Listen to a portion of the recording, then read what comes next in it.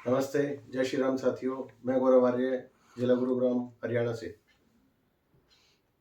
आपको पता है कि 3 दिन बाद भारत के 5 राज्यों में चुनाव शुरू होने वाले हैं और इस समय सभी राष्ट्रभक्तों की नज़र उत्तर प्रदेश में योगी जी की विजय की ओर है। जो भी राष्ट्रवादी आज उत्तर प्रदेश में योगी जी की विजय की प्रार्थना कर रहे हैं, उसके लिए प्रयास कर रहे हैं, मैं उन सबका धन्यवाद करता हूँ। साथ में जिस आशा के साथ वो चाह रहे हैं कि योगी जी की सरकार उत्तर प्रदेश में दोबारा आए, क्योंकि 2024 को ध्यान में रखते हुए उन्हें पता है कि भारत का भविष्य, हमारे राष्ट्र का भविष्य आदरणीय योगी जी हैं। तो साथियों, एक छोटा सा वीडियो बना के मैं आपसे राष्ट्र के विषय में और राष्ट्रीय सुरक्षा के विषय में चर्चा करना चाहूँगा। जैसे कि उदाहरण के लिए ये आपके सामने ग्लोब है, जिस पे संसार के सभी देश दिखाई दे रहे हैं और डिफरेंट अलग अलग कलर में आप देख सकते हैं, अलग अलग देश आपको दिखाई दे रहे होंगे। तो जो भी कलर हैं, जो भी रंग यहाँ पे दिखाई दे रहे हैं, वो उस राष्ट्र की सीमाएं हैं। राष्ट्र की सीमाएं, सबसे पहले हमें ये जानना होगा कि एक राष्ट्र होता क्या है। अगर राष्ट्र के विषय में जानना है तो उसके लिए 4 घटक, 4 चीज़ें जो उसे राष्ट्र बनाती है, उसके विषय में चर्चा करना, उसे समझना बहुत ज़रूरी है। केवल भारत माता की जय कह देने से राष्ट्र सुरक्षित नहीं हो जाते, राष्ट्र संपन्न नहीं हो जाते। राष्ट्र होता क्या है? अगर हम एक राष्ट्र की चर्चा करते हैं तो सबसे पहले इस धरती पे, जो हमारी धरती माँ है, किसी को भी राष्ट्र की परिभाषा प्राप्त करने के लिए सबसे पहली चीज, उन 4 चीज़ों में जो सबसे पहली चीज़ जरूरी है, उसके बारे में बात करते हैं। क्या संसार में कोई राष्ट्र है जिसके पास अपनी जमीन ना हो, अपनी भूमि ना हो? आप जानते हैं संभव नहीं है। बिना भूमि के कोई भी राष्ट्र इस संसार के अंदर हो नहीं सकता, उसकी कल्पना भी संभव नहीं है। दूसरा, जमीन के बाद आता है, भूमि के बाद आता है उस राष्ट्र में रहने वाले लोग, उस भूमि के ऊपर रहने वाले लोग।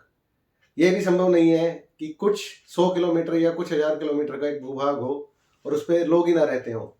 तो दूसरी चीज जो एक राष्ट्र बनाने के लिए चाहिए वो है उस भूमि पे रहने वाले लोग। तो हम 2 चीज मान चुके हैं, पहला किसी राष्ट्र के लिए भूमि होना और दूसरा है उस भूमि पे रहने वाले लोग।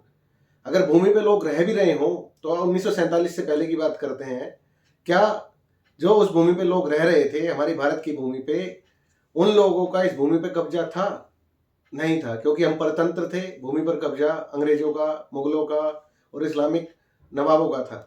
तो जगह जगह पे, अच्छी अच्छी जगह पे लिखा रहता था, dogs and Indian not allowed. तो राष्ट्र के लिए तीसरी चीज जो सबसे ज्यादा आवश्यक है वो है भूमि पे वहां के रहने वाले लोगों का कब्जा होना। ये तीनों चीजें एक राष्ट्र बनाती हैं।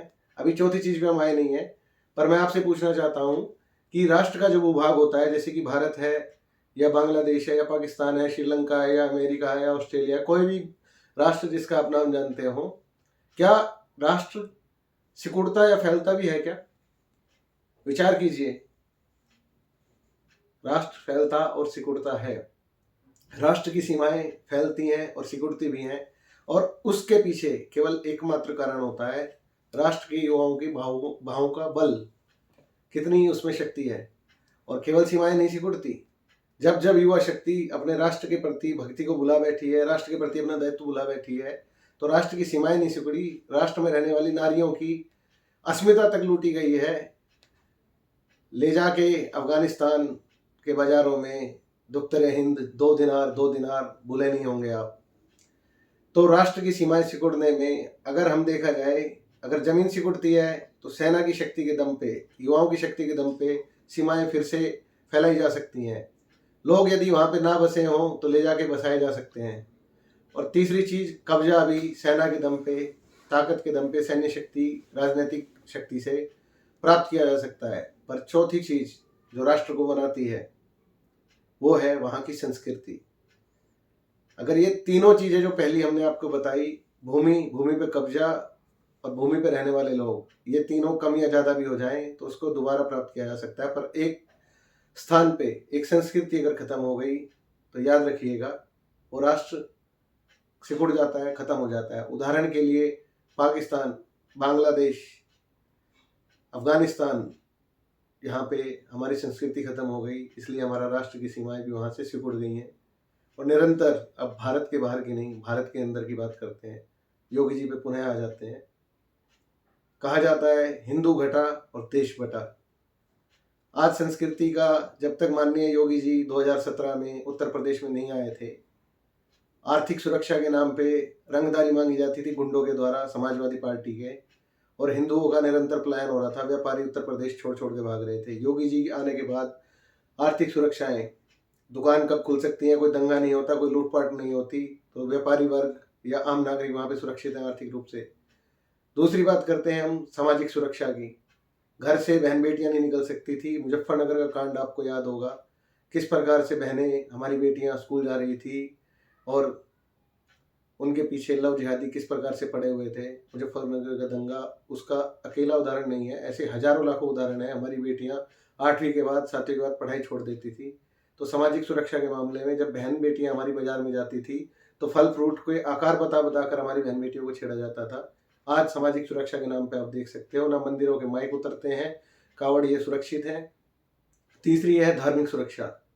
संभल के उदाहरण देता हूं मैं, या और बहुत यूपी में ऐसे क्षेत्र हैं, नाम सभी के तो मुझे ज्ञात नहीं है, पर जितना मैंने पढ़ा है सुना है, सड़कों के ऊपर गाय काटी जाती थी, जगह जगह गो तस्करी होती थी, गो कशी होती थी, और कावड़ी यात्रा पे बैन लग गया था। और हरिद्वार के पास निकट मंदिरों में कई जगह माइक भी उतरवा दिए गए थे अखिलेश सरकार के रहते रहते। तो आप सोच लीजिए, धार्मिक सुरक्षा, सामाजिक सुरक्षा और आर्थिक सुरक्षा जहाँ भी नहीं होगी, कोई भी मनुष्य ऐसा नहीं है बिना सुरक्षा के किसी स्थान से पलायन ना करे और भाग ना जाए। योगी जी आने के बाद किसी भी प्रकार का भेदभाव किसी के साथ मजहब, धर्म, जाति, संप्रदाय के आधार पर नहीं किया गया है। चाहे आप राशन ले लीजिए, चाहे मकान ले लीजिए, चाहे छात्रवृत्ति ले लीजिए, हर प्रकार से योगी जी ने जो उनका मुख्य पद, त्रिपद का दायित्व था, उसको पूर्ण रूप से निभाते हुए उत्तर प्रदेश की संपूर्ण जनता के साथ समान रूप से एक जैसा व्यवहार किया है। अपराधी चाहे कोई भी हो, हिंदू या मुसलमान, सबके साथ बराबर सख्ती बरती है।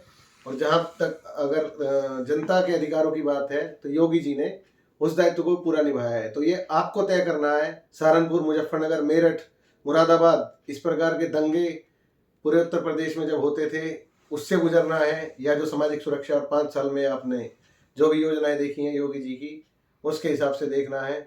तो राष्ट्र की सुरक्षा के लिए अगर आपको भविष्य में योगी जी को मजबूत करना है, अपने भारत को मजबूत करना है, पलायन रोकना है, संस्कृति की रक्षा करनी है, लव जिहाद से बचना है, तो कृपया योगी जी को जिताइए, विजय बनाइए। आप सबका धन्यवाद।